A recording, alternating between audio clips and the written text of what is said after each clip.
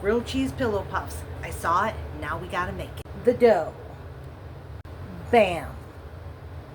The cheese. Bam. Crimp those edges with a fork. Go around.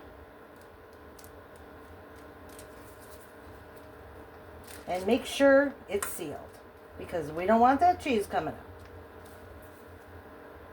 Bake at 400 degrees for 15 to 18 minutes. The product. This looks incredible.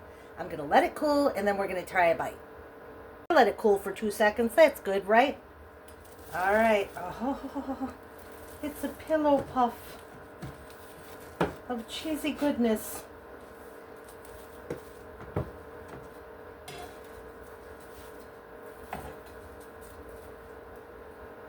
Product. Okay. Got your gooey cheese inside. You got your flaky crust outside. I did not put as much cheese as she did. Also, she made it bigger. And I got it from Instagram, Mama Eileen. Let me make sure I got the name right. Mama Eilena on Instagram. Okay. Go ahead.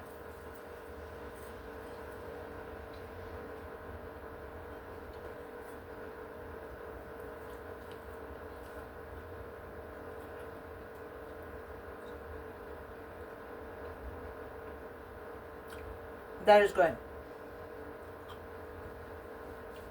Suggestions?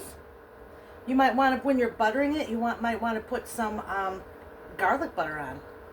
This guy is, as I always say, the limit. Someone said put a little pesto in there. Yep. Someone said put a little meat in there. Yep.